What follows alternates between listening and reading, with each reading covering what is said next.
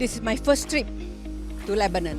My presence here is to observe myself the activity of UN-Habitat in Lebanon and today in Beirut after the explosion, and how our work have the impact to the community, to the people on the ground.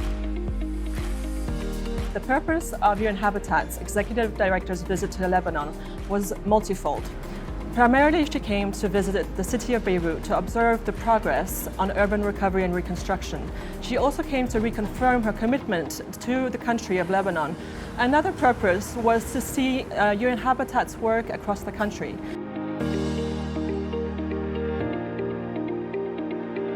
And I'm very, very happy here to see that it's very strong collaboration between the international bodies like UN-Habitat and the donors from Japan and also the municipal leaders. تم تأسيس برنامج UN-Habitat بلبنان أواخر 2006 وبلش فعلياً عمله ب 2007 ضمن مشروع كان هدفه إعادة أعمار ما تهدم بجنوب لبنان، حيث قمنا على مساعدة 21 بلدية ضمن 3 اتحادات بجنوب لإعادة وتنظيم عملية إعادة الأعمار ل 35,000 وحدة سكنية كانوا تدمروا بشكل كبير.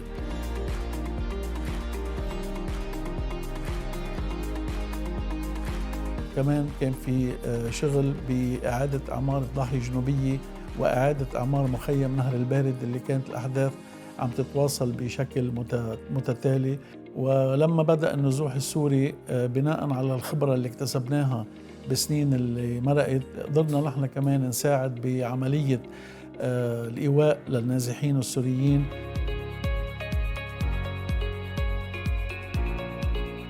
So the project has 3 main components. By end of June, we'll start with the buildings with minor damages, around 5 buildings. Well, it's actually something like a miracle that day. I didn't come, although I used to come every Tuesday evening. I used to stay here. On the top, that has to be a major work on the roof and the walls, because they are structurally damaged. Yeah.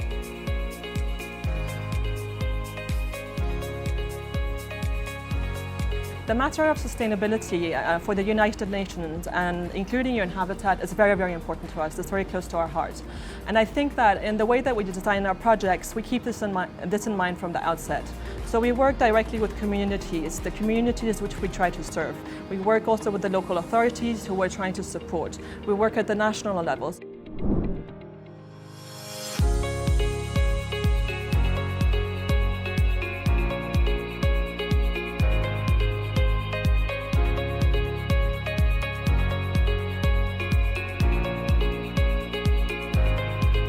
Beirut is depicted as a capital city in a state of crisis. We are grateful for UN-Habitat's various activities and recent contribution. I can only say how much I admire the resilience of the people of Lebanon and reaffirm UN-Habitat's commitment to give all we can to support you.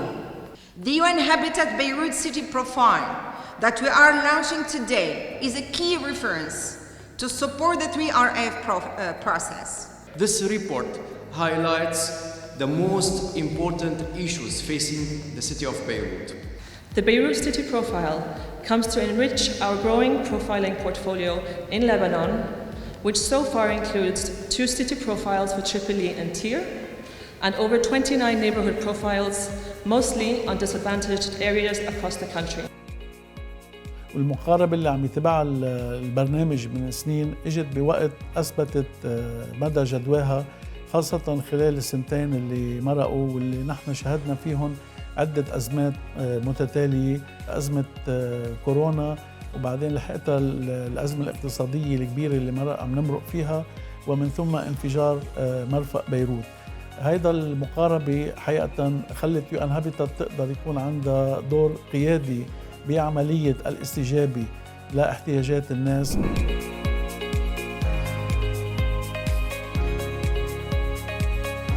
We are small, but our mandate is very strong for human settlement, for shelter, and also for the better quality of life for the people. We can only express our gratitude and the gratitude of the people of Mohd to all the organizations and the countries that helped to rehabilitate the shelters.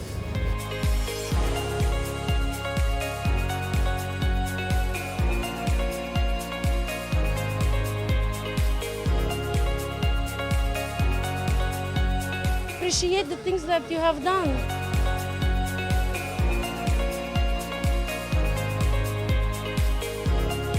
كان في فرق كتير، أول شيء خلصنا من الكوفيد، ثاني شيء كان في إزاز كتير مكسور. UN-Habitat have the expertise. We have the tools. So we have to show our leadership to the people that we can do it. At the heart of UN-Habitat's approach in Lebanon, in the Arab region, and in fact across the world, is that when we approach communities, cities, neighborhoods, local authorities, and the development and humanitarian challenges that people face, is that we do so from a multi-sectoral approach. For example, one in Tripoli, funded by the Swiss Development Corporation. Here, it really started with a multi-sectoral approach, where first of all we had a city profile for Tripoli.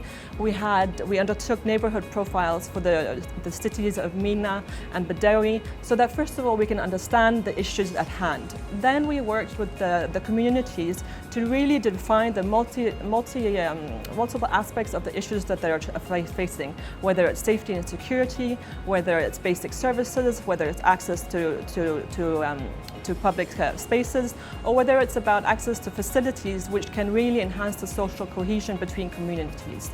So this project has been particularly successful. It implemented around eight projects, ranging from football fields to street lighting, to upgrading a heritage neighborhood, to other multiple perspectives which are really thinking about the comprehensiveness of the city and addressing the multiple issues that people are facing, as opposed to just focusing on one issue. Some of its achievement will be handing over today and visited today is entitled Improving the Well-Being of Host and Refugee Population through Enhanced Access to Social and Basic Services in Tripoli. This project was designed jointly with the municipality of Mina and the aim of transforming this space into a safe and inclusive sport complex for all. Before the first plan was drawn, great efforts were dedicated to carefully identify and prioritize needs.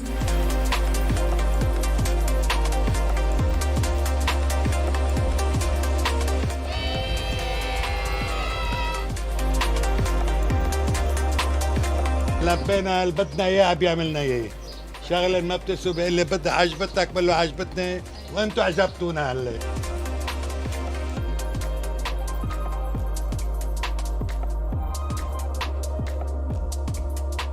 الخبرة اللي اكتسبها البرنامج خلال السنين اللي مرقت، خاصة بإنشاء مكاتب فنية ضمن اتحادات البلديات وبإعداد اللي بنسميه نحن ملفات المناطق، خاصة المناطق الحضرية، أعطت البرنامج ثقة كبيرة إن كان على مستوى الجهات المانحة وإن كان على الجهات المحلية بالنسبة كبلديات أو جمعيات.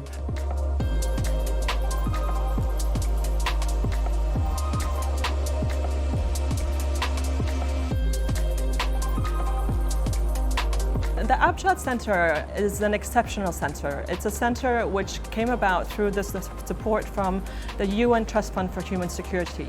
We worked very closely with UN Women and UNICEF in establishing this multi-purpose let's say community center, which serves, all the sectors, all the population groups in a very difficult neighborhood in Tabana and Jabal Mostan in Tripoli. And this is really an excellent example about how urbanization can really address social tensions. عرفت على ناس جداد وصار عندي أصدقاء من وراء الاجتماعات، يعني صار عندي إنه مثل عائلة وحدة صرنا متكاتفين.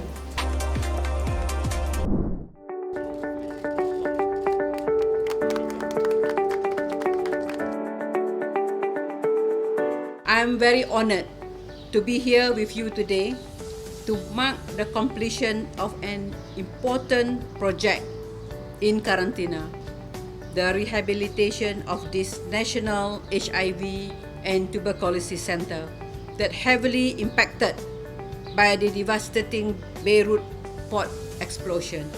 Sweden is a long-term partner of UN-Habitat globally and proud to be partnering in Lebanon with UN-Habitat.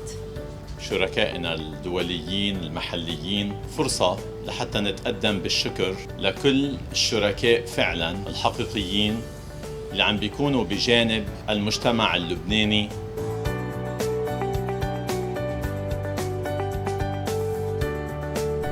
Ultimately, what I really aspire for UN-Habitat as part of the United Nations family is really to make an impact on people's lives. You forget about all the bureaucracy, you forget about all the steps involved to actually delivering services to people on the ground.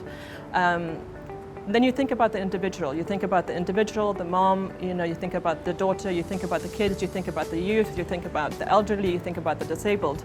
You think about the cities in which they live. So I call upon everybody, the global community, UN agencies, and also the donors, and I really hope that the government give us the full support.